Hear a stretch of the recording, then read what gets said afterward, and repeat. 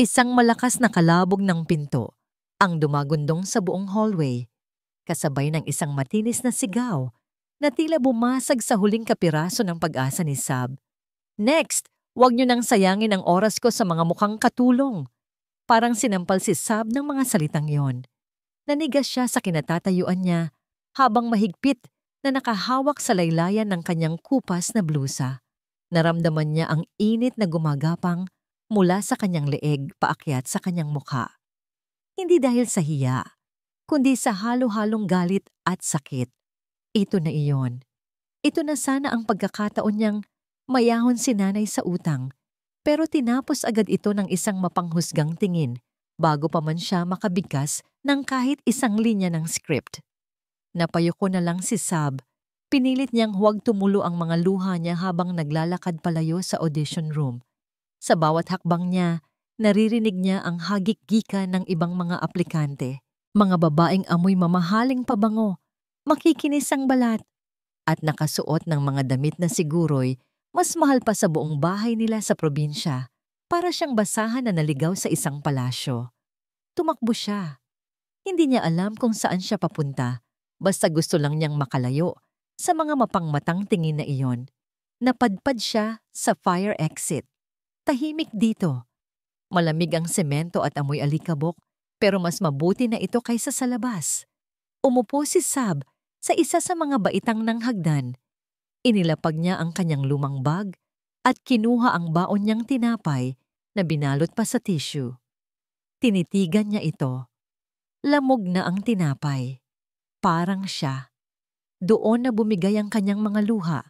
Ang kaninang pagpigil ay nauwi sa hagulgol na pilit niyang pinapahina, na para bang kasalanan pa rin ang masaktan ng malakas.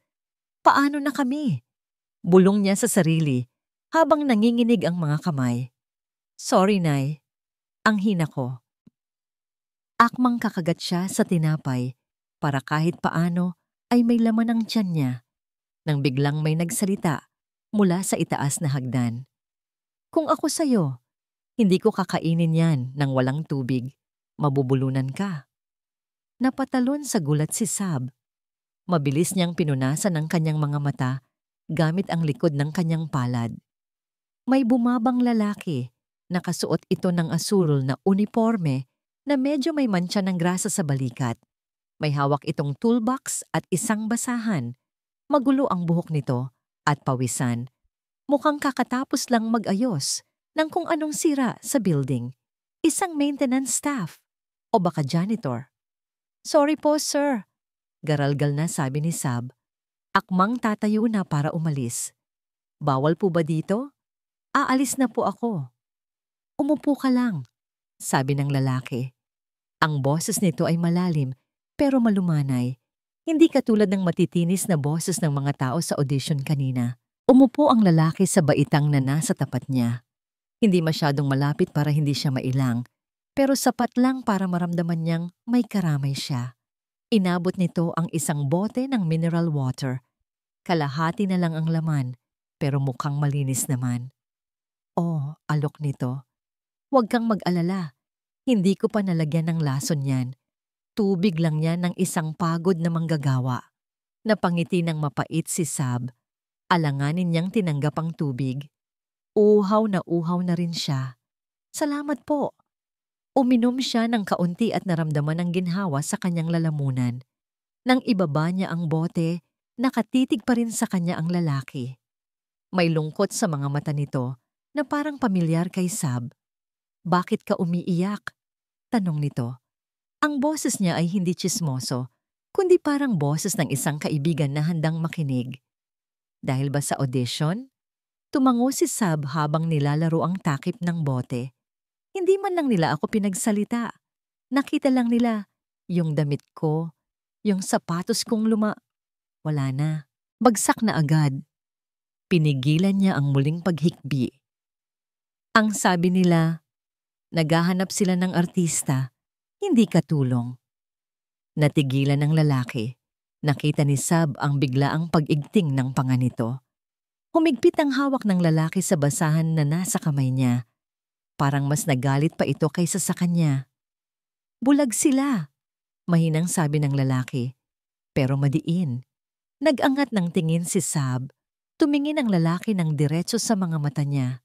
Yung tingin na parang nakikita ang buong pagkatao niya lagpas sa luma niyang damit. Hindi sa damit na susukat ang talento. Patuloy nito. Minsan, kung sino pa ang walang-wala, sila pa ang may pinakamayamang puso na pwedeng ibigay sa kamera. Ang mga totoong artista, humuhugot sa sakit, hindi sa ganda ng makeup. Napatitig si Sab, ang lalim magsalita ng taong ito. Hindi niya inaasahan na makakarinig siya ng ganitong mga salita mula sa isang maintenance staff sa fire exit. Bakit parang ang dami mong alam sa acting? Tanong ni Sab na may halong pagkamangha. Biglang parang natauhan ng lalaki. Nagkibit balikat ito at ngumiti ng tipid, bumalik sa pagiging simple ang itsura. Araw-araw ako dito, miss. Nakikinig sa mga script, nanonood sa gilid habang nagwawalis o nag-aayos ng ilaw. Mas marami pa akong naririnig na drama dito kaysa sa mga teleserye sa TV. Natawa ng bahagya si Sab. Sa unang pagkakataon ngayong araw, gumaan ang pakiramdam niya. Parang nawala ang bigat sa dibdib niya kahit sandali. Sab nga pala, pakilala niya. Lance, sagot ng lalaki. Tumayo si Lance at pinagpag ang alikabok sa kanyang pantalon. Tumingin ito sa relo niya. Isang simpleng relo na gasgas na ang salamin. Tumingin ulit siya kay Sab ng seryoso. Sab, gusto mo bang bumalik sa loob? Kumunot ang noo ni Sab. Umiling siya agad. Ayoko na. Mapapaya lang ako ulit. Uuwi na lang ako sa probinsya. Humakbang palapit si Lance. Ibinaba niya ang boses niya. Parang may ibinubunyag na isang malaking sekreto. Ang intensad ng tingin niya ay nagpatibok ng mabilis at kabadong tibok sa puso ni Sab. Maniwala ka sa akin, Sab. Ikaw ang magiging pinakamakinang na bituin dito. Napatulala si Sab. Hindi niya alam kung nababaliw na ba ang lalaking ito o sadyang sobrang bait lang. Pero may kakaiba sa boses ni Lance. Wala doon ang awa. Ang nandoon ay kasiguraduhan. Anong ibig mong sabihin? Tanong ni Sab. Ang puso niya ay nagsisimulang tumibok ng mabilis, pero hindi dahil sa takot. Ngumiti si Lance. Isang ngiti na hindi bumabagay sa suot niyang uniforme na puno ng mantsa. Ito yung klase ng nangiti ng isang taong hawak ang lahat ng baraha. May alam akong shortcut. Bulong ni Lance habang papalapit ng bahagya ang mukha niya kay Sab. Isang pinto na hindi alam ng iba. Hindi kailangan ng magandang damit o mamahaling sapatos para makapasok doon. Kumunot ang noo ni Sab. Tinignan niya ang lalaki mula ulo hanggang paa. Isang maintenance staff na may dalang toolbox. Paano siya matutulungan nito laban sa mga makapangyarihang direktor sa taas? Loloko mo ba ako? Depensa ni Sab. Umatras siya ng kaunti. Kung may alam kang paraan, bakit nandito ka lang sa hagdan? Hindi sumagot si Lance agad. Sa halip, kinuha niya ang toolbox niya at tumayo ng tuwid. Sa isang iglap, parang nagbago ang tindig niya. Nawala ang pagiging kuba ng isang pagod na manggagawa. Tumingin siya kay Sab ng diretso at sa sandaling iyon, nakita ni Sab ang isang kislap sa mga mata nito na parang nagtatago ng isang malalim na sikreto. Basta, sabi ni Lance, bumalik ka bukas ng 7:00. Hihintayin kita sa likod ng stage. Ipakikita ko sa'yo kung paano ang totoong laro. Bago pa makasagot si Sab, tumalikod na si Lance at nagsimulang umakyat sa hagdan. Iniwan si Sab na nakatayo doon. Nalilito, kinakabahan. Pero sa kauna-unahang pagkakataon, may maliit na apoy ng pag-asa na sumindi sa kanyang dibdib. Sino ka ba talaga, Lance? Napabuntong hininga si Lance habang nakatingin sa malawak na view ng Makati skyline mula sa kanyang opisina sa 30 palapag. Malamig dito, tahimik. Amoy mamahaling leather at kape. Napakalayo sa init at alikabok ng fire exit kung saan niya iniwan si Sab kahapon. Pinindot niya ang intercom sa kanyang mesa. "Miss Perla, pumasok ka." Agad na bumukas ang pinto at pumasok ang kanyang executive secretary. Bit-bit ang isang tablet. "Yes, Sir Lance. Tungkol po ba sa board meeting mamaya?" Umiling si Lance. Kinuha niya ang isang gusot-gusot na papel mula sa bulsa ng kanyang suot na mamahaling suit. Ito ang resume ni Sab na pinulot niya sa basurahan ng audition room kanina. Inabot niya ito kay Miss Perla. "Gusto kong isama mo ang pangalang ito sa listahan ng final callbacks bukas." Kumunot ang noo ng sekretarya habang tinitignan ang papel na may mantsa pa ng kape. Sabi na magtanggol, "Sir, pero tapos na ang initial screening. Mahigpit ang utos ni Madam Stella na..." "Ako ang may-ari ng istasyong ito, Perla. Hindi ang stepmother ko." Madiin na putol ni Lance. Ang boses niya ay mababa, pero puno ng awtoridad. Ang boses ng totoong CEO. "Gawin mo ang paraan. Ilusot mo siya bilang wildcard entry at siguraduhin mong walang makakaalam na galing sa akin ang utos na ito. Maliwanag?" "Oo po, sir." Nang makalabas ang sekretarya, nagmadali si Lance. Tinanggal niya ang kanyang Italian silk tie at itinapon ito sa sofa. Hinubad niya ang kanyang Rolex at itinago sa drawer. Mula sa isang tagong cabinet sa likod ng bookshelf, kinuha niya ang kanyang costume, isang kupas na t-shirt na may tatak ng beer brand, maong na pantalon na luwag sa biwang, at ang sapatos na sadya niyang pinadumihan ng putik. Tuwing nagpapalit siya ng anyo, pakiramdam niya ay nakakahinga siya ng maluwag. Sa mundo ng showbiz, lahat ay nagpapanggap. Pero kapag suot niya ang mga lumang damit na ito, pakiramdam niya ay nakikita niya ang totoong kulay ng mga tao. At kay Sab, nakita niya ang isang kulay na matagal na niyang hinahanap. 7:00 ng gabi.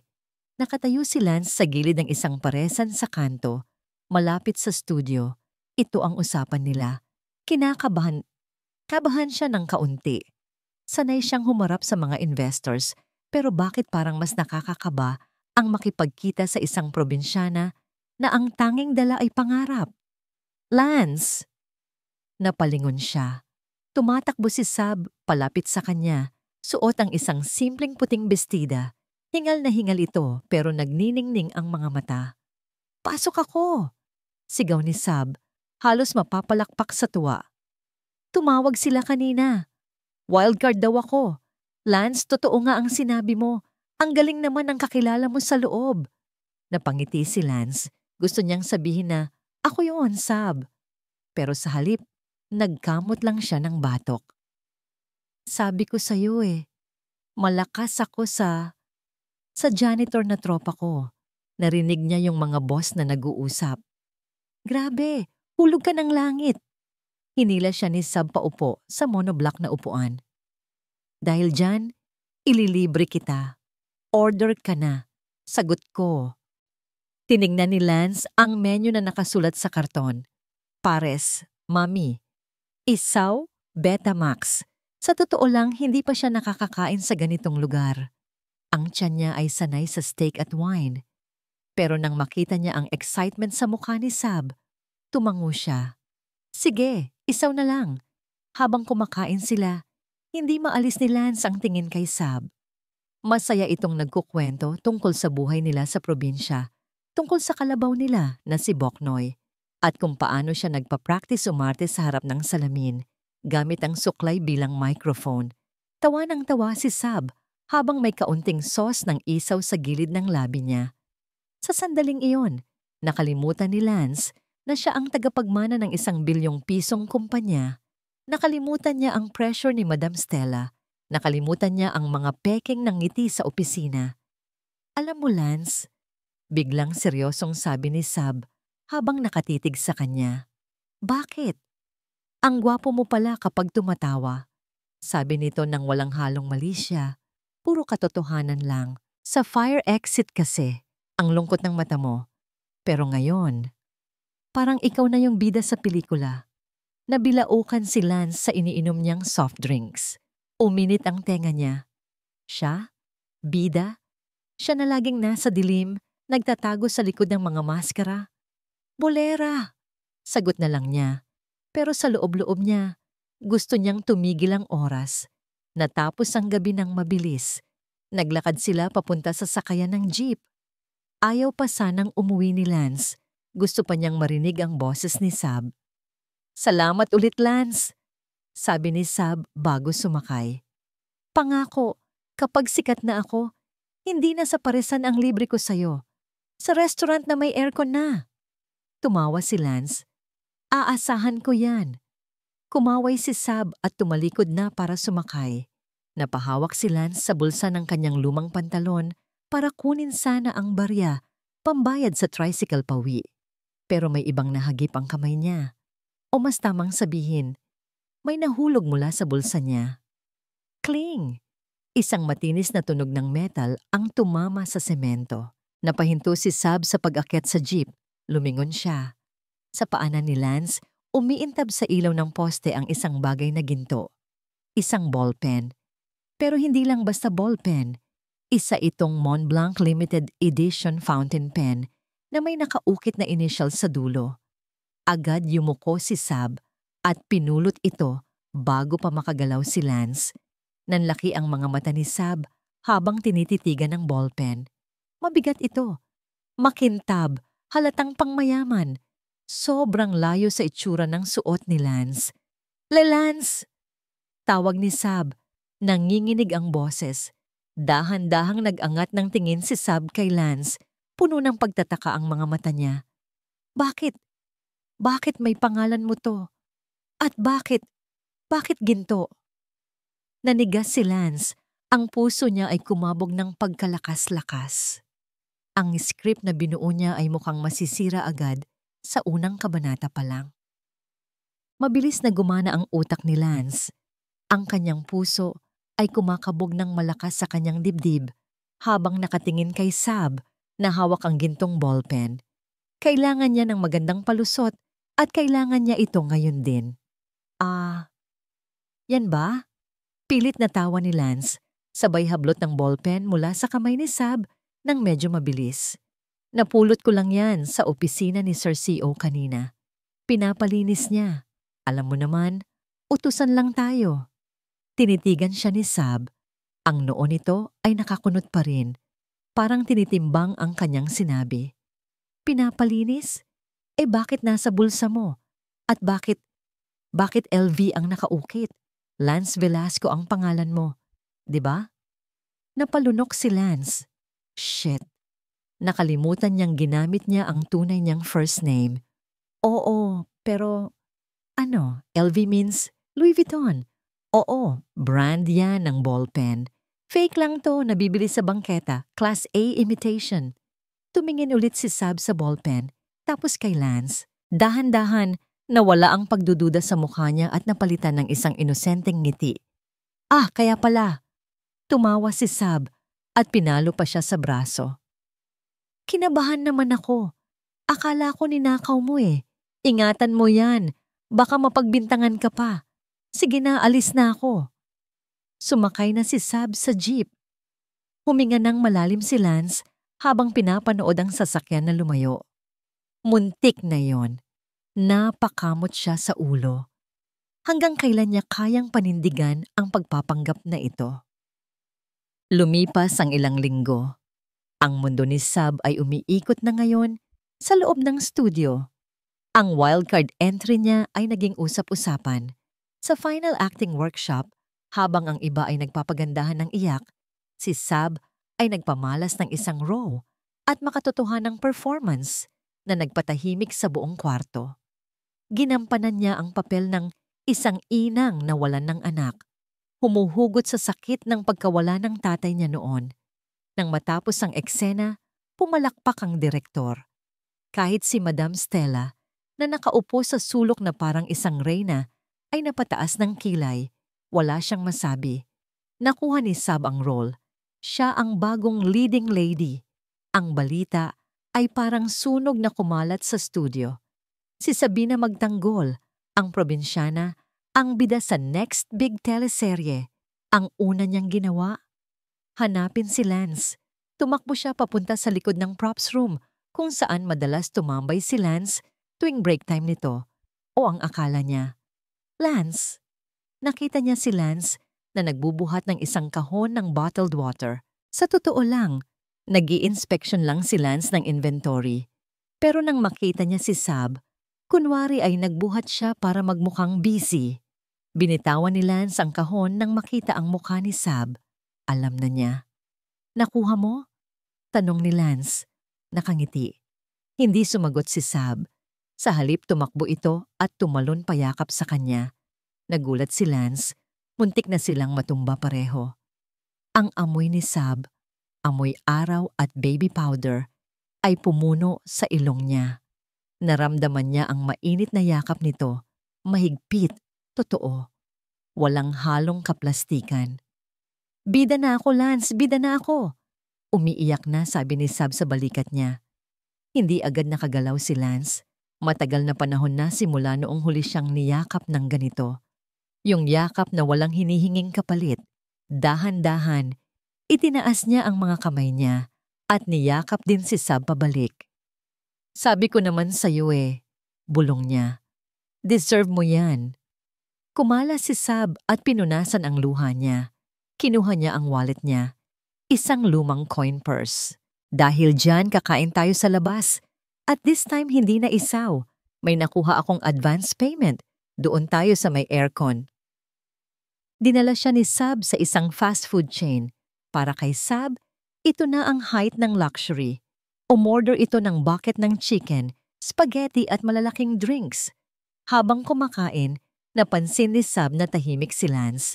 Nakatingin ito sa kanya na parang may malalim na iniisip. Uy, bakit? Tanong ni Sab habang ngumunguya ng manok. Ayaw mo ba dito? Sorry ha, next time sa buffet na tayo. Hindi. Mabilis na sagot ni Lance. Masaya ako. Sobra. Inabot ni Lance ang isang tissue at pinunasan ng sauce sa gilid ng labi ni Sab. Natigilan si Sab. Ang titig ni Lance ay seryoso. Puno ng emosyon na hindi niya mapangalanan. Sab, panimula ni Lance. Kapag sumikat ka na at nagbago ang lahat, sana huwag mong kalimutan kung sino ka. Siyempre naman, sagot agad ni Sab. Hinawakan niya ang kamay ni Lance na nasa ibabaw ng mesa. Ang kamay nito ay makinis, masyadong makinis para sa isang janitor. Pero hindi iyon napansin ni Sab dahil sa bugso ng damdamin. At hindi rin kita kakalimutan, Lance. Ikaw ang naniwala sa akin noong walang-wala ako. Ikaw ang lucky charm ko. Kapag yumaman ako, hindi ko hahayaan na apihin ka nila sa studio. Bibilin ko yung kumpanya tapos ipopromote kita. Natawa si Lance ng mahina, pero may pait sa tawa niya. Kung alam mo lang, Sab, ako ang may-ari ng kumpanyang gusto mong bilhin. Promise yan, ha? Sabi ni Lance. Promise! Itinaas ni Sab ang kanang kamay niya. Walang iwanan. Sa gitna ng tawanan nila, hindi nila napansin ang isang pares ng matatalim na mata na nakatingin sa kanila mula sa CCTV monitor sa isang security room ilang kilometro ang layo. Si Madam Stella. Pinapanood niya ang footage ng fast food chain sa kanyang tablet.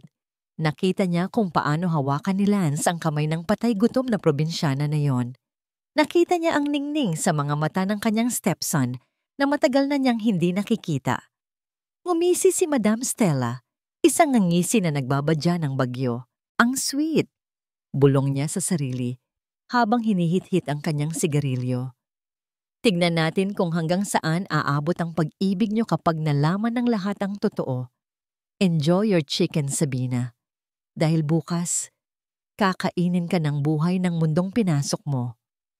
Pinindot ni Madam Stella ang kanyang telepono at tinawagan ng isang kilalang entertainment reporter. Hello, may scoop ako para sa'yo.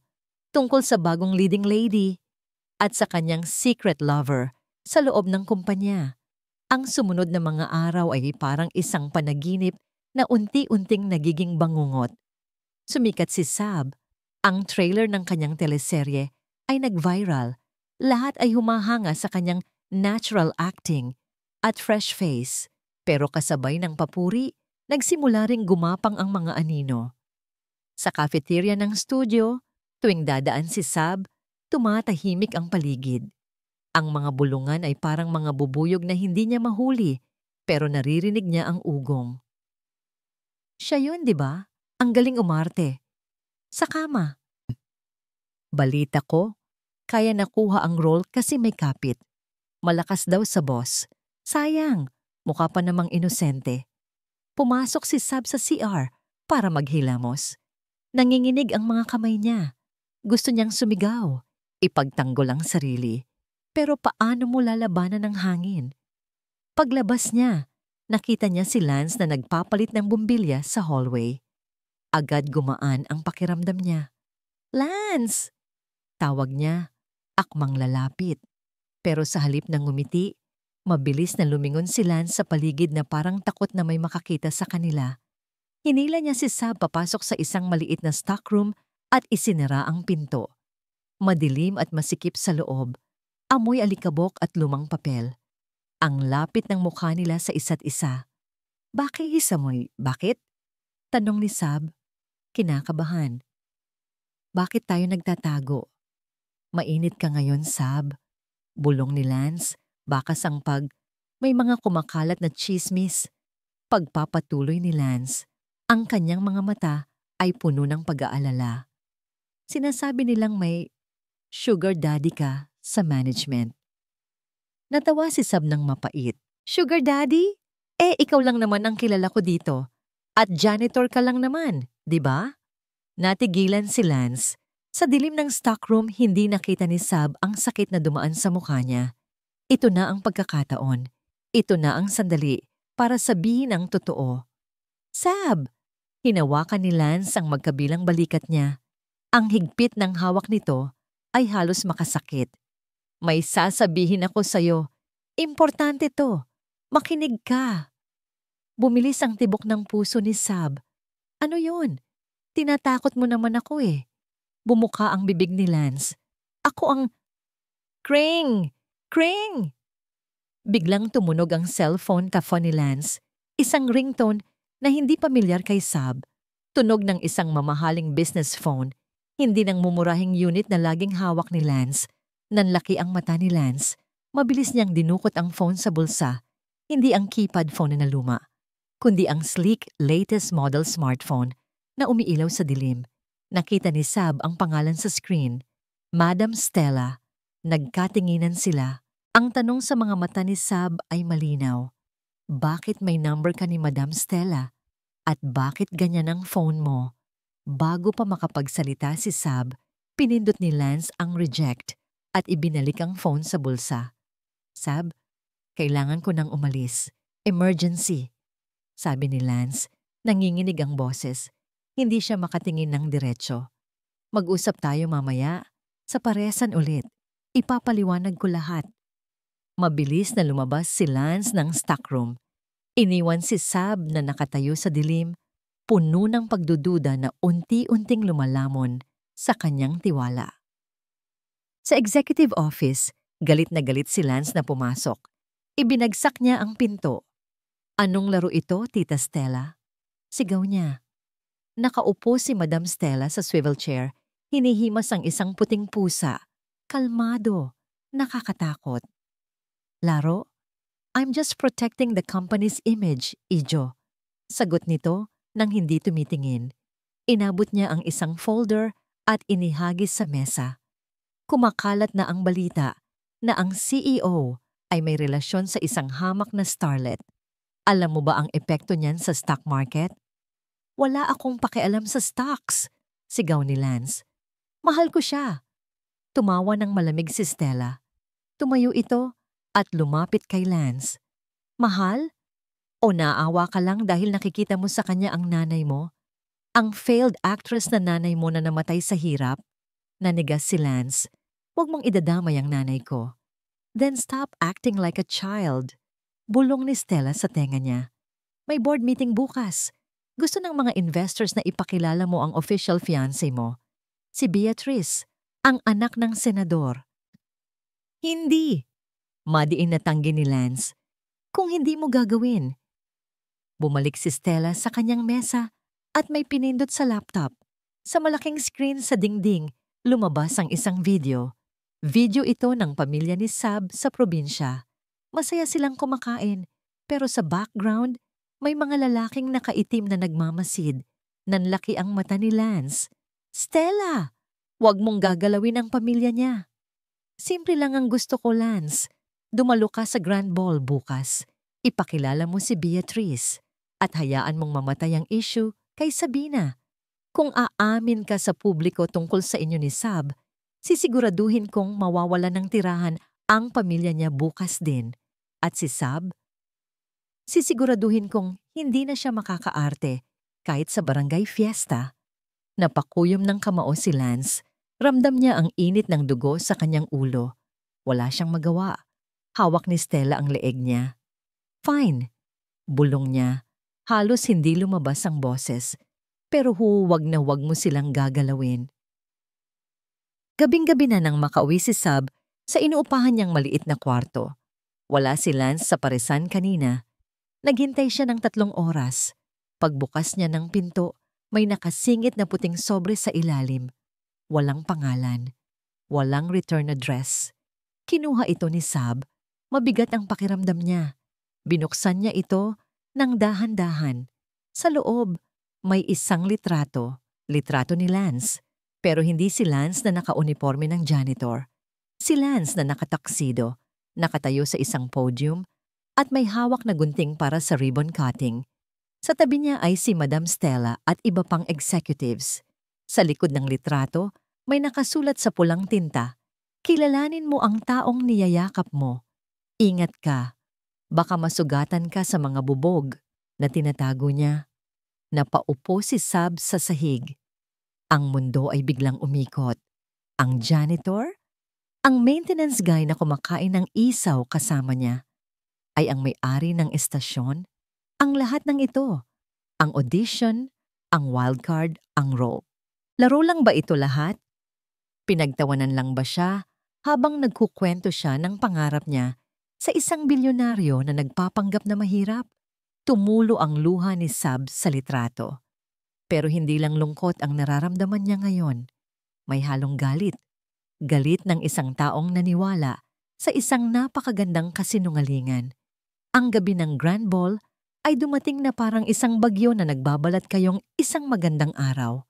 Ang buong ballroom ng Shangri-La ay kumikinang sa kristal na chandeliers at diamante ng mga bisita. Si Sab ay naroon. Suot ang isang pulang gown na ipinahiram ng wardrobe department. Maganda siya, pero ang kanyang mga mata ay walang buhay. Hawak niya ang kanyang maliit na clutch bag ng mahigpit. Sa loob nito ay ang litratong natanggap niya. Smile, Sab. Daming press, oh. Bulong ng kanyang manager sa tabi niya. Pumilit ng ngiti si Sab sa harap ng mga kamera. Click. Flash. Click. Nakakasilaw. Nakakahilo. Ang isip niya ay lumilipad. Hinahanap ng mga mata niya si Lance. Umaasa pa rin siya. Kahit katiting, na mali ang hinala niya. Na baka kamukha lang yon. Na baka maya-maya, susulpot si Lance na naka-uniforme ng waiter at bibigyan siya ng palihim na kindat. Biglang namatay ang mga ilaw. Isang spotlight ang tumutok sa entablado. Ladies and gentlemen, anunsyo ng MC. Please welcome the President and CEO of Zenith Broadcasting Network, Mr. Lance Velasco. Bumukas ang malalaking pinto sa stage. Lumabas ang isang lalaki. Matangkad. Makisig, suot ang isang itim na Armani tuxedo na halatang sukat na sukat sa kanya. Ang buhok niya ay nakaayos ng maigi, hindi magulo, tulad ng dati. Si Lance, hindi ang Lance na janitor. Ito ang Lance na nasa litrato, ang Lance na boss, para huminto ang pagtibok ng puso ni Sab. Ang ingay ng palakpakan ay naging ugong na lang sa tenga niya. Naramdaman niya ang panlalamig ng kanyang mga kamay at paa. Umakyat si Lance sa podium. Tumingin siya sa dagat ng mga tao at sa isang iglap, nagtama ang paningin nila ni Sab. Nakita ni Sab ang gulat sa mata ni Lance. Nakita niya ang takot. At sa sandaling iyon, nakumpirma ang lahat. Walang paliwanag ang kailangan. Ang katotohanan ay nakatayo sa harap niya. Suot ang maskara ng kayamanan na itinago nito sa kanya simula pa noong una. "Good evening!" Nagsalita si Lance sa mikropono. Ang boses niya ay formal, ibang-iba sa boses na nag-comfort sa kanya sa fire exit. Biglang umakyat si Madam Stella sa stage. Inagaw ang mikropono na may peking ngiti. At syempre, sabi ni Stella, ang boses ay tumataas para marinig ng lahat. Gusto rin naming ipakilala ang inspirasyon ng ating CEO, ang babaeng nagpatibok ng puso niya. Tumigil ang mundo ni Lance. Akala niya ay sasabihin ni CEO ni Stella ang pangalan ni Beatrice. Ang ating bagong leading lady, Miss Sabina Magtanggol. Nagulat ang lahat. Nagulat si Lance, pero mas nagulat si Sab. Itinuro ng spotlight si Sab. "Halika dito, Hija," tawag ni Stella. "Huwag ka nang mahiya. Alam na ng lahat kung gaano ka ka-special kay Lance. Di ba, Lance?" Tumingin si Stella kay Lance na may halong pagbabanta. "Sakyan mo o tapos ang pamilya niya." Napilitang lumapit si Lance sa gilid ng stage at inilahad ang kamay niya kay Sab. Naglakad si Sab palapit. Parang may sariling buhay ang mga paa niya. Umakyat siya sa stage. Humarap siya kay Lance. Tinitigan niya ang kamay ni Lance. Ang kamay na nagbigay sa kanya ng tubig. Ang kamay na humawak sa kanya habang kumakain ng isaw. Ang kamay na ngayon ay puno ng kasinungalingan. Bulong ni Lance mahina. Para silang dalawa lang ang makakarinig. "Let me explain. Please." Sa likod nila, nagsalita ulit si Stella sa mic. "O diba, bagay na bagay. Isang Cinderella story. Ang janitor na naging prinsipe para sa kanyang prinsesa." Tawanan ang mga tao. Akala nila ay script ito. Pero para kay Sab, ang bawat tawa ay parang kutsilyo. "Cinderella story?" Inulit ni Sab. Mahina, pero sapat para marinig ni Lance. Tumingala siya at tinignan si Lance diretso sa mata. Ang mga mata ni Sab ay puno ng luha, pero hindi luha ng lungkot, luha ng pagkadismaya. "Akala ko totoo ka, Lance. Akala ko ikaw yung kakampi ko sa mundong puro peke. Yun pala, ikaw ang pinakamagaling umarte sa lahat." "Sab, hindi mo naiintindihan." Hakbang ni Lance palapit. "Huwag mo akong hawakan." Sigaw ni Sab. Natigil ang musika. Tumahimik ang buong ballroom. Lahat ng mata, lahat ng kamera ay nakatutok sa kanila. Sa harap ng daan-daang tao, sa harap ng live broadcast, itinaas ni Sab ang kanyang kamay. Pak! Isang malakas na sampal ang dumapos sa pisngi ng CEO. Napasinghap ang lahat. Nahulog ang panga ni Madam Stella. Ramdam ni Sab ang init sa palad niya. Nanginginig ang buong katawan niya. "Hindi ko kailangan ng prinsipe na sinungaling," sabi ni Sab. Ang boses niya ay basag, pero matapang. "At hindi ako bupet na pwede niyong paglaruan." Hinubad ni Sab ang suot niyang kwintas. Ang kwintas na bigay ng wardrobe department, at inihagis ito sa paanan ni Lance. "Iyon na yang kumpanya mo. Iyon na yang kasikatan. Aanhin ko ang lahat ng yan kung ang kapalit ay ang dignidad ko." Tumalikod si Sab at tumakbo pababa ng stage. "Sab! Sandali!" Sigaw ni Lance. Akmang hahabulin niya si Sab, pero hinarangan siya ni Madam Stella at ng mga security guards. "Hayaan mo siya!" Bulong ni Stella ng madiin, hinawakan ng mahigpit ang braso ni Lance. "Sira na ang imahe mo. Huwag mo nang dagdagan pa." "Bitawan mo ako." Tinabig ni Lance si Stella ng malakas sa dahilan para matumba ito. Wala na siyang pakialam. Tumakbo si Lance pababa ng stage, sinundan ng mga flash ng camera. Hinabol niya si Sab hanggang sa lobby ng hotel. "Sab!" Naabutan niya si Sab sa labas. Pasakay na ng taxi. Hinawakan niya ang pinto ng taxi para hindi ito maisara. Umuulan na sa labas. Basang-basa na ang mamahaling suit ni Lance. "Sab, makinig ka!" Ginawa ko yun para protektahan ka.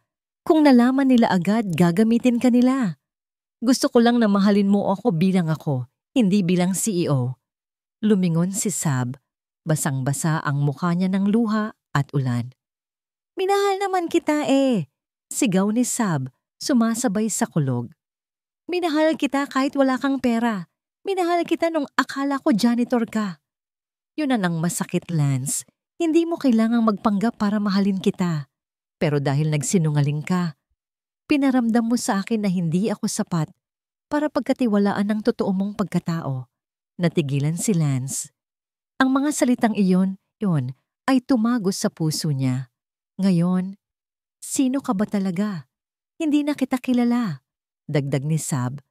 Pumasok na siya ng tuluyan sa taxi at isinara ang pinto. Manong, tara na po. Umalis ang taxi. Naiwan si Lance na nakatayo sa gitna ng ulan habang pinapanood ang nag-iisang babaeng minahal niya ng totoo na lumalayo sa kanya. Sa likod niya, nagkakagulo ang mga reporter. Sa harap niya, madilim na kalsada. All is lost. Sa loob ng penthouse ni Lance, nagkalat ang mga basag na bote ng alak at mga punit na dyaryo. Nakaupo si Lance sa sahig, nakasandal sa sofa. Suot pa rin ang gusot-gusot na pantalon ng tuxedo kagabi. Ang mata niya ay pula at namamaga. Sa TV, walang tigil ang balita. Ayon sa source, ginamit lang daw ni Sabina ang CEO para sumikat at nag-inarte ng hindi makuha ang gusto. Pinatay ni Lance ang TV gamit ang remote na ibinato niya sa screen. Basag. Tumunog ang doorbell, tuloy-tuloy. Binuksan ni Lance ang pinto. Si Miss Perla. Sir, nanginginig na sabi ng sekretarya. Nasa baba ang board of directors. Gusto kayong makausap. At si Madam Stella. Nagpatawag ng emergency press con. Sabihin mo sa kanila, magsama-sama sila sa impyerno. Sagot ni Lance ng walang gana. Pero sir, nag-resign na po si Mrs. Sabina. Ipinadala na ng abogado niya ang termination letter kaninang umaga. Ibinalik niya rin po lahat. Pati yung talent fee. Natigilan si Lance. Inabot niya ang sobre mula kay Perla. Sa loob, walang sulat. Walang paliwanag. Tanging ang kontrata lang na may pirma ni Sab at isang tseke na katumbas ng bawat sentimong ibinayad sa kanya ng kumpanya. Malinis. Tapos na. Napaupo ulit si Lance. Akala niya may babalikan pa siya. Akala niya magagalit lang si Sab ng ilang araw tapos magkakausap din sila. Pero ito ang galit ng isang taong nagdesisyon ng lumimot. Biglang tumunog ang intercom ng building. Boses ni Stella. Lance darling, bumaba ka na. Oras na para linisin ang kalat mo. Pirmahan mo lang ang statement na nagsasabing si Sabina ang may kasalanan at babalik sa normal ang lahat. Ililigtas kita, anak. Tumayo si Lance. Ang dugo niya ay kumukulo. Ililigtas? Pagkatapos sirain ang buhay ng taong mahal niya? Pumasok siya sa kwarto at nagbihis. Hindi ng suit, hindi ng tuxedo. Nagsuot siya ng simpleng t-shirt at maong. Kinuha niya ang susi ng kanyang sports car. Pagbaba niya sa lobby, sinalubong siya ng mga flash ng camera. Sir Lance, totoo bang gold digger si Sabina? Sir Lance, magdedemanda ba kayo? Huminto si Lance sa harap ng mga reporter. Hinawin niya ang mga mic. Tinitigan niya ang camera ng diretsyo. Isulat niyo ito, sabi ni Lance, matigas at malinaw. Walang kasalanan si Sabina. Ako ang nagsinungaling. Ako ang nanloko. Siya ang biktima dito. At kung may dapat sisihin sa gulo na to, ako yon. At ang mga taong pilit kaming pinaghihiwalay. Nagulat ang mga reporter. Maging si Madam Stella na nasa gilid ay namutla. Simula ngayon, dagdag ni Lance, bumibitiw na ako bilang CEO ng Zenith Broadcasting Network. Ibinibigay ko na ang posisyon kay Stella. Masaya ka na ba, Mother? Tinalikuran niya ang lahat. Sumakay siya sa kotse at pinaharurot ito palabas ng parking lot. Iniwan niya ang kumpanya. Iniwan niya ang yaman. Iniwan niya ang pangalang inalagaan ng pamilya niya ng ilang dekada dahil wala nang saysay ang lahat ng yon kung wala si Sab. Samantala, sa isang bus terminal sa Cubao, nakaupo si Sab sa pinakadulong row ng bus pa probinsya. Nakasuot siya ng malaking sombrero at shades para walang makakilala sa kanya. Yakap-yakap niya ang kanyang lumang bag. Sa radyo ng bus, naririnig niya ang breaking news. Flash report, Lance Velasco, nag-resign bilang CEO. Inamin ang pagkakamali at ipinagtanggol ang dating kasintahan na si Sabina Magtanggol. Napahawak si Sab sa dibdib niya. Tumulo ang luha sa ilalim ng kanyang shades. Bakit ngayon pa, Lance? Bulong ng isip niya. Bakit kung kailan huli na ang lahat? Umandar ang bus. Tumingin si Sab sa bintana habang unti-unting lumiliit ang mga gusali ng Maynila. Ang syudad ng mga pangarap na naging syudad ng mga bangungot. Uuwi na siya. Babalik sa putikan. Babalik sa tahimik. Pero alam niya sa puso niya, kahit anong layo ng marating niya, naiwan na niya ang kalahati ng puso niya sa lalaking nanakit sa kanya. Tahimik ang baryo San Isidro, walang flash ng kamera, walang sigaw ng direktor. Ang tanging naririnig lang ni Sab ay ang huni ng mga kuliglig at ang ihip ng hangin sa palayan. 1 buwan na ang nakalipas. Nasa likod bahay si Sab, nagpapakain ng mga manok.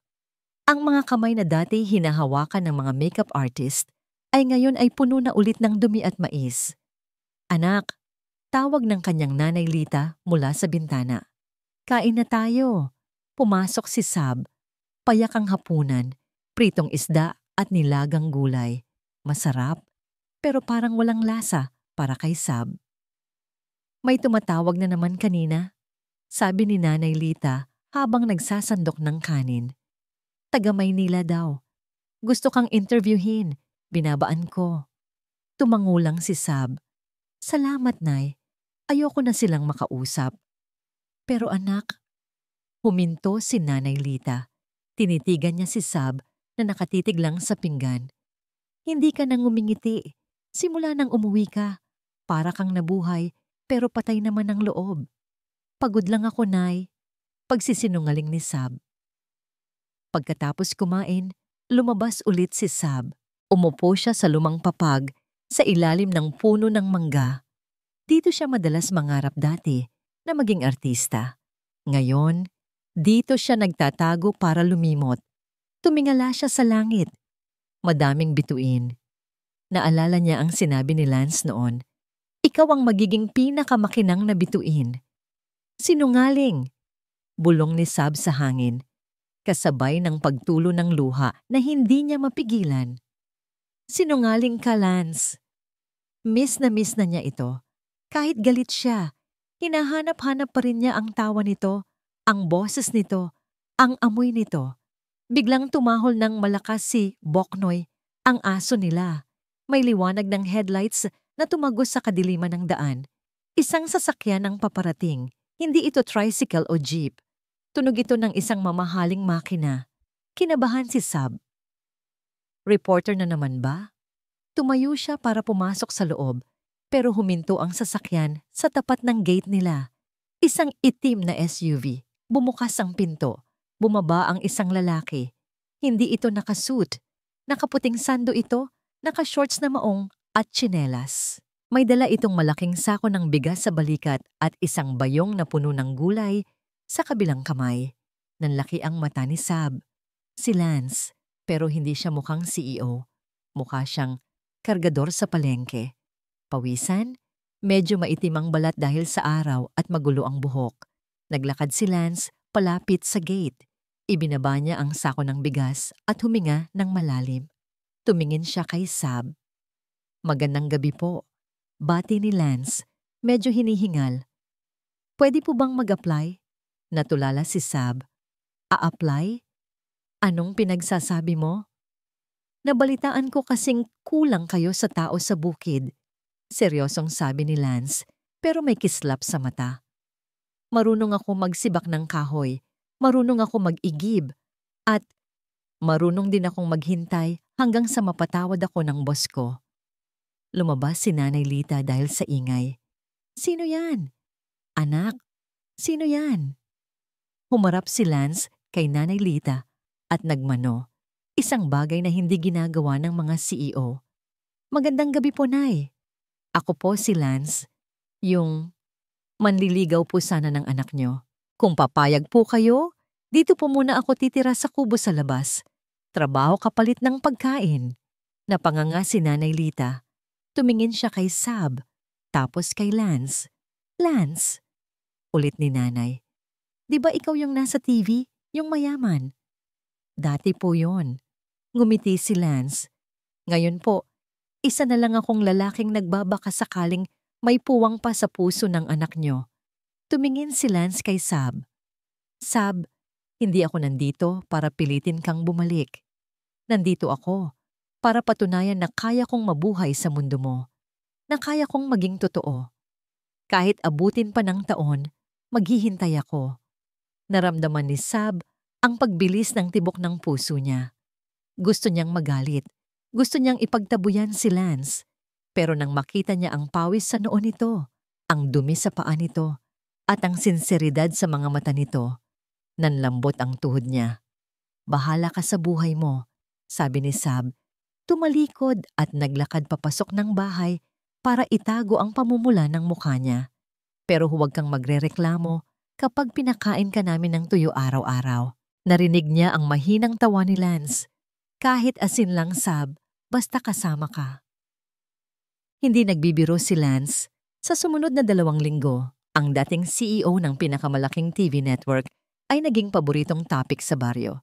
Hindi dahil sa yaman niya, kundi dahil sa kasipagan niya. Tuwing umaga, 4:00 pa lang, gising na si Lance para magsibak ng kahoy. Nakikita ni Sab mula sa bintana kung paano tumutulo ang pawis sa katawan ni Lance, kung paano namumula ang mga kamay nito na hindi sanay sa hirap. May mga paltos na ang palad niya, pero hindi siya tumitigil. Minsan, nahuhuli siya ni Sab na hinihilot ang likod habang nakaupo sa ilalim ng puno. Mukhang hirap na hirap. Pero kapag nakita siya ni Sab, agad itong tatayo at ngingiti ng malapad. "Okay lang ako. Chicken lang to," sasabihin nito sabay buhat ng 2 timba ng tubig. Isang hapon, habang nag-aani sila ng mais, hindi na nakatiis si Sab. "Tumigil ka na nga," sabi ni Sab. Inagaw ang sako mula kay Lance. "Ang bagal mo kumilos. Ako na." "Kaya ko to," agaw ulit ni Lance. "Isa pa exercise to. Ang mahal ng gym membership sa Manila, dito libre."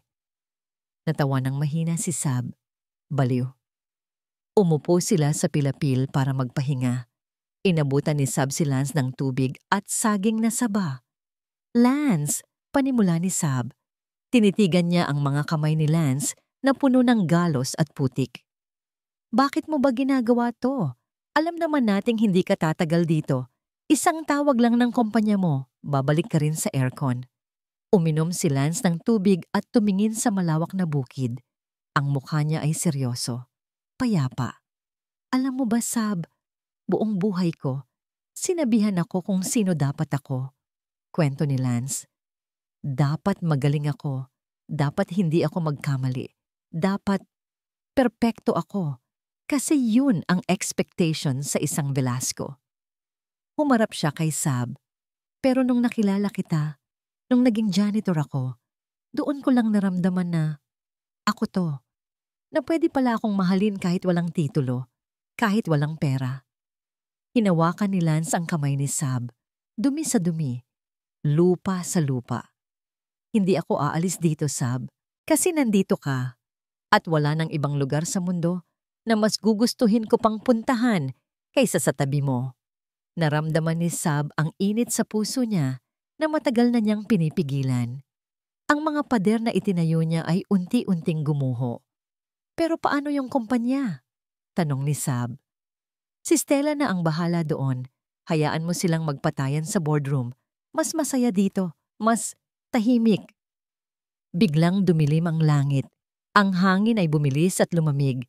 Ang mga puno ng niyog ay nagsimulang humampas ng malakas. Uulan yata, sabi ni Sab. Tumayo at pinagpag ang pantalon. Uwi na tayo. Pero hindi lang ulan ang dumating. Sa loob ng ilang minuto, naging bagyo ang panahon. Ang hangin ay humihip ng napakalakas. Tinatangay ang mga bubong ng mga maliliit na kubo. Nay, pasok sa loob. Sigaw ni Sab pagdating nila sa bahay. Nanginginig sa takot si Nanay Lita sa sulok. Ang bubong nila ay gawa sa yero na lumana at kinakalawang. Sa bawat ihip ng hangin, parang matatanggal ito. Crack!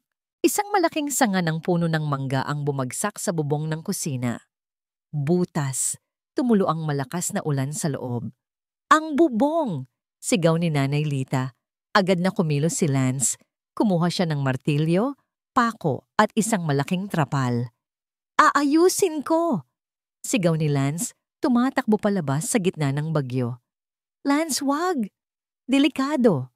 Pigil ni Sab, hinawakan ang braso niya. Baka bumigay ang buong bubong kapag hindi tinakpan. Dito lang kayo. Tinanggal ni Lance ang kamay ni Sab at tumakbo sa hagdan paakyat ng bubong. Pinanood ni Sab si Lance mula sa bintana. Ang dating CEO, ang lalaking takot madumihan noon, ngayon ay nasa ibabaw ng bubong. Nakikipagbuno sa hangin at ulan para protektahan ang pamilya niya. Nadulas si Lance ng ilang beses. Nakita ni Sab na nasugatan ang braso nito sa yero, pero hindi ito tumigil. Pinukpok niya ang trapal. Tinali niya ang lubid. Lance! Bulong ni Sab, umiiyak sa takot at pag-aalala. Pagbaba ni Lance, basang-basa ito at nanginginig sa lamig. May dugo sa braso niya. Sinalubong siya ni Sab sa pintuan. Hindi na siya nag-isip. Niyakap niya si Lance ng mahigpit. Sobrang higpit. Ang tanga mo! Ang tanga-tanga mo! Iyak ni Sab sa dibdib ni Lance. Paano kung nahulog ka? Paano kung may nangyari sa'yo? Niyakap siya ni Lance pabalik kahit nanginginig din ito. Sabi ko naman sa'yo, di ba? Bulong ni Lance habang hinahaplos ang buhok ni Sab. Gagawin ko lahat. Sa gitna ng bagyo, sa loob ng isang maliit na bahay sa probinsya, naramdaman ni Sab ang isang bagay na mas malakas pa sa hangin at ulan. Ang pagpapatawad at ang pagmamahal na hindi na kayang tibagin ng kahit ano. Kinabukasan, humupa na ang bagyo pero may bagong bagyong paparating at galing ito sa internet. Habang ginagamot ni Sab ang sugat ni Lance sa braso gamit ang betadine at bulak, biglang tumakbo ang kapitbahay nilang si Aling Marites. Hawak ang cellphone. Sab! Lance, tignan niyo to. Trending kayo. Kinuha ni Sab ang cellphone. Nanlaki ang mata niya. Isang video ang kumakalat sa social media. Kuha ito ng isang kapitbahay kahapon habang nasa bubong si Lance sa gitna ng bagyo. Malabo ang video dahil sa ulan, pero kitang-kita ang mukha ni Lance. Ang dating arrogant CEO na basang-basa, duguan at nagpapakabayani para sa isang maliit na bahay kubo. Ang caption, From Billionaire to Builder, The Real Story of Lance Velasco and Sabina Magtanggol. Ang comment section ay puno ng puso at papuri. Grabe, true love nga. Akala ko scripted yung sa TV pero ito ang totoo. Siya pala ang biktima ni Madam Stella. Ibalik si Lance. Sab Lance forever. Tumingin si Sab kay Lance. Sikat ka na naman. Ngumiti lang si Lance. Wala akong pakialam sa views. Basta okay kayo ni nanay. Pero hindi lang netizens ang nakakita. Isang itim na convoy ang dumating sa harap ng bahay nila. Bumaba ang mga board members ng Zenith Broadcasting Network. Kasama nila si Miss Perla. Lumapit ang chairman ng board kay Lance na noon ay nakabandage ang braso at nakaupo sa papag. Mr. Velasco, sabi ng chairman, halatang nahihiya. Bumagsak ang stocks ng kumpanya simula nang umalis ka at lalong nagalit ang publiko kay Madam Stella nang lumabas ang video na ito. Gusto ng mga tao na bumalik ka. Tumingin si Lance kay Sab, parang nagtatanong, ano sa tingin mo? Hinawakan ni Sab ang kamay ni Lance.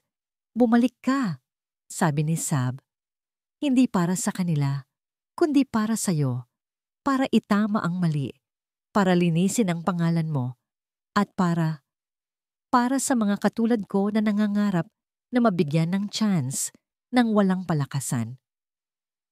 "Sasama ka ba?" tanong ni Lance. Umiling si Sab. "Hindi ako babalik bilang artista, Lance. Tapos na ako sa showbiz." Lumungkot ang mukha ni Lance. "Kung ganon, hindi na rin ako babalik." "Makinig ka." Hinawakan ni Sab ang mukha ni Lance. "Babalik ako. Bilang partner mo. Bilang girlfriend mo, sasamahan kita. Pero sa likod ng kamera na ako. Poprotektahan kita. Gaya ng pagprotekta mo sa amin kagabi." Napangiti si Lance. Isang ngiti na abot hanggang mata. Pagbabalik sa Manila. Humarap si Lance at Sab sa press conference. Hindi sa isang hotel, kundi sa mismong studio kung saan sila nagkakilala. Wala ng costume, wala ng script. Nakasuot si Lance ng simpleng polo shirt. Si Sab naman ay nakadress na simple. Magkahawak kamay sila. "Aaminin ko," panimula ni Lance sa mikropono. "Nagsinungaling ako. Nagpanggap ako. Pero ang pagmamahal ko kay Sabina, yun lang ang totoo sa lahat ng nangyari." Tumingin siya kay Sab.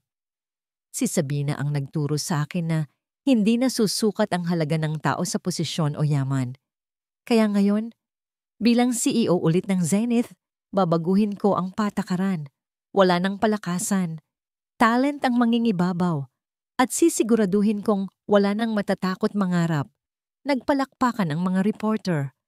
Umiiyak si Miss Perla sa gilid. Biglang pumasok si Madam Stella, galit na galit. "Lance, hindi mo pwedeng gawin ito. Ako ang may-ari ng shares." Ngumiti si Lance, isang ngiti na puno ng kumpiyansa. "Actually, Tita Stella," sabi ni Lance, "dahil sa video sa probinsya, tumaas ang tiwala ng investor sa akin. Binenta na nila sa akin ang majority shares kaninang umaga lang. You are now outvoted. You're fired." Namutla si Stella. Wala siyang nagawa habang pinalabas siya ng security. Ang parehong security na dati ay sumusunod sa kanya. Pagkaalis ni Stella, humarap si Lance kay Sab. "Ngayon," bulong ni Lance, "pwede ko na bang gawin yung hindi ko nagawa noon?" "Ang alin?" tanong ni Sab. Lumuhod si Lance sa harap ng lahat. Nagulat ang mga reporter. "Sabina magtanggol," sabi ni Lance. Inilabas ang isang maliit na kahon. Hindi ito singsing na diamante. Isa itong singsing na gawa sa puno ng niyog. Kinukit niya ito noong nasa probinsya sila. "Wala akong dalang mamahaling bato. Pero dala ko ang puso ko na natutong magmahal dahil sa'yo. Will you marry me and be my real-life leading lady forever?" Napaluha si Sab. Tumango siya ng mabilis. "Oo naman, kahit sa karinderya pa tayo ikasal." Sinuot ni Lance ang singsing. Tumayo siya at hinalikan si Sab. Flash! Click! Flash! Sa pagkakataong ito, hindi na nasilaw si Sab dahil ang liwanag na nakikita niya ay hindi galing sa kamera, kundi galing sa pag-ibig ng lalaking nasa harap niya. 1 taon na ang nakalipas. Ang simbahan sa baryo San Isidro ay puno ng bulaklak, hindi imported na roses, kundi mga sampagita, gumamela, at sunflower na pinitas mula sa mga hardin ng kapitbahay. Walang red carpet. Ang nilalakaran ni Sab ay banig na hinabi ng mga nanay sa baryo. Simple lang ang suot niyang wedding gown, gawa sa pinya, disente at elegante. Sa dulo ng altar naghihintay si Lance. Hindi siya nakatuksido. Nakabarong Tagalog siya na gawa rin sa probinsya. Nasa front row ang mga bigating artista at directors mula sa Manila. Katabi ang mga magsasaka at tindera ng pares na kaibigan nila. Walang VIP section, lahat pantay-pantay. Nang magsimulang maglakad si Sab, tumugtog ang gitara. Hindi orchestra, kundi si Lance mismo ang kumakanta habang hinihintay siya. "Kahit maputi na ang buhok ko," ang kanta ni Lance, sintonado ng kaunti dahil sa yak. Pero ito ang pinakamagandang boses na narinig ni Sab. Pagdating sa altar, niyakap ni Lance si Nanay Lita. "Salamat po, Nay," bulong ni Lance, "sa pagtanggap sa akin nung wala akong dala, kundi sako ng bigas." "Alagaan mo ang anak ko," sagot ni Nanay Lita, naiiyak. Humarap sila sa pari. "Lance Velasco," sabi ni Sab sa kanyang vow. "Noon, akala ko ang pangarap ko ay maging sikat, maging bida sa TV. Pero nung nakilala kita, na-realize ko na ang totoong pangarap ko ay hindi ang palakpakan ng libo-libong tao. Ang pangarap ko ay ang ikaw, ang simpleng ikaw na kumakain ng isaw, ang ikaw na nagkukumpuni ng bubong, at ang ikaw na nagmamahal sa akin ng totoo." Pinunasan ni Lance ang luha ni Sab. "Sabina," sagot ni Lance. "Maraming script ang dumaan sa kamay ko. Maraming kwento ang nabuo ko. Pero ito ang paborito kong kwento. Pangako, hindi na ako magpapanggap. Sa harap mo, hubad ang maskara ko. Ikaw lang ang audience na kailangan ko habang buhay. You may now kiss the bride." Hinalikan ni Lance si Sab, malalim, matagal, puno ng pasasalamat. Nagpalakpakan ng buong simbahan. Sumabog ang confetti na gawa sa ginupit na makukulay na papel. Kinabukasan, bumalik sila sa Manila. Hindi tumigil si Sab sa pag-arte, pero hindi na siya tumatanggap ng roles na puro pa-cute lang. Gumawa siya ng foundation para sa mga aspiring actors sa probinsya na walang pera pang audition. Si Lance naman, binago ang kultura ng Zenith. Naglagay siya ng blind auditions, kung saan ang mga judges ay nakatalikod at boses lang ang papakinggan para wala ng diskriminasyon sa itsura o suot. Isang gabi, pagkatapos ng trabaho, dumaan sila sa pamilyar na kanto. Sa paresan, nakasuot pa rin si Lance ng barong galing sa meeting at si Sab ay nakadress. Pero umupo sila sa parehong monoblock na upuan kung saan nagsimula ang lahat. "Dalawang isaw nga po, Manang," sigaw ni Lance. "Aba, Sir Lance, Ma'am Sab," gulat na bati ng tindera. "Kayo pa rin pala ang nagde-date dito?" Nagkatinginan si Lance at Sab. Ngumiti sila sa isa't isa habang magkahawak kamay sa ilalim ng mesa. "Dito po kami masaya, Manang," sagot ni Sab. "Dito walang acting, walang cut, walang take two." Kinagat ni Sab ang isaw. Tumingin siya kay Lance. "Ang sarap pa rin," sabi ni Sab. "Mas masarap ka magmahal," banat ni Lance. Hinampas siya ni Sab sa braso. "Che, corny mo." Tawanan sila. Sa ilalim ng ilaw ng poste, sa gitna ng usok ng ihaw-ihaw, natagpuan ng bilyonaryo at ng probinsyana ang kanilang happy ending. Hindi ito fairy tale, mas maganda ito dahil ito ay totoo.